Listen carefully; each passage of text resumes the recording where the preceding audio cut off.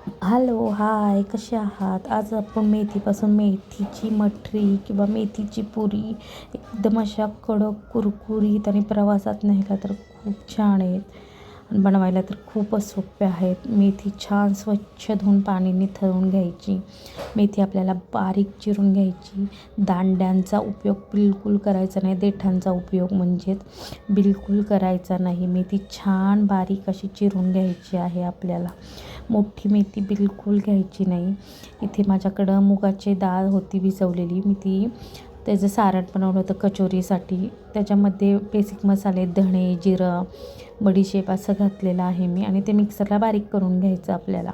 आणि मेथी छान इथे आपल्याला ना तेलावरती परतून घ्यायची आहे. तिचा कच्चापणा जाईपर्यंत एका भांड्यात ती काढून घ्यायची आपल्याला. खूप देठ जर आले ना तर आपल्याला पुऱ्या लाटायला खूप प्रॉब्लेम येतो.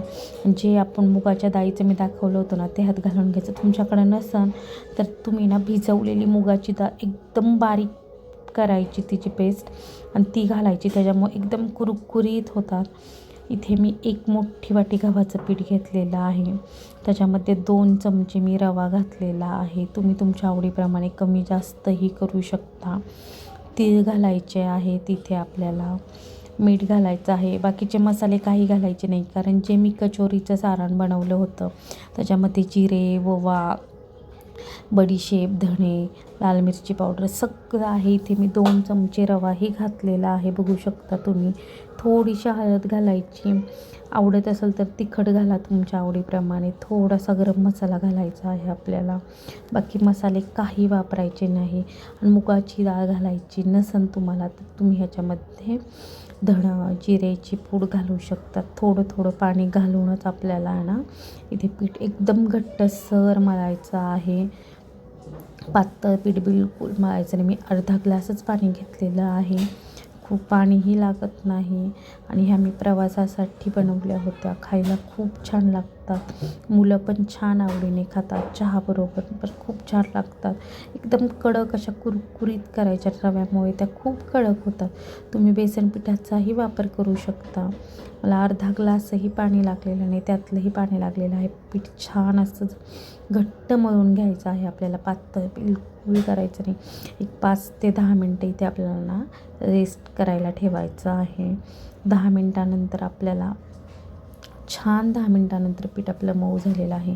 छान एकसारखे गोळे करून घ्यायचे. नाहीतर तुम्ही एक अखंड पोळी लाटून ग्लासाच्या साहाय्याने पण पुऱ्या बनवू शकता. छान असे गोळे तयार झालेले आहेत आणि आपल्याला ते एकदम पातळ लाटायचे आहेत. खूप जाड लाटायची नाही. कडक नसेल करायची तर तुम्ही ना जाड ठेवू शकता. पण एकदम पातळ कुरकुरीत केली ना खूप छान लागते. मठरीसारखीच पुरी लागते सेम, काहीच फरक नाही आहे. आणि खूप तेलही लागत नाही आपल्याला. आणि प्रवासामध्ये एक 7 ते 8 दिवस सहज टिकतात ह्या पुऱ्या. खराब बिलकुल होत नाही. तेल छान इथे आपलं गरम झालेलं आहे.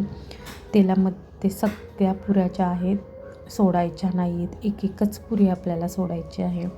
आणि गॅस बारीक ठेवायचा. लो टू मिडियम गॅसवर तळायच्या आहेत. खूप कमी पण असं तेल की थंड आहे त्यात घालायच्या नाही. आणि मेथी इथे बारीक चिरायची. माझ्याकडनं थोडीशी मोठी राहिली होती तर तेलात लगेच ती ना हे करायला लागतं. त्याच्यामुळं ना चॉपरमध्ये घालून मेथी बारीक केली ना तरी काहीच हरकत नाही आहे. एका वेळेस तुम्ही 2-2 पुऱ्या भरपूर तेल घातलं तर काहीच हरकत नाही. छान एकदम कुरकुरीत तळायच्या शेवटपर्यंत. अशा त्यांना संपेपर्यंत एकदम कुरकुरीत राहतात आणि कडक राहतात. खायला खूप छान लागतात. चहाबरोबर तर खूप छान लागते. बघू शकता इथे खूप छान झालेल्या आहेत आपल्या. मी तुम्हाला एक तोडूनही दाखवते. असं नाही की लूज झालेल्या आहेत त्या, अशा सहज अशा तुटतात. बघू शकता छान झालेल्या आहेत. पीठ थोडं थोडं पातळ झालं ना मग त्यांना आकार द्यायलाही जमत नाही. त्याच्यामुळे इकडे तिकडे असा आकार बिघडू शकतो. पण खायला खूप छान लागतात. तुम्ही पण एकदा अशा पद्धतीने नक्की ट्राय करा. व्हिडिओ आवडला तर लाईक, शेअर, सबस्क्राईब करायला विसरू नका.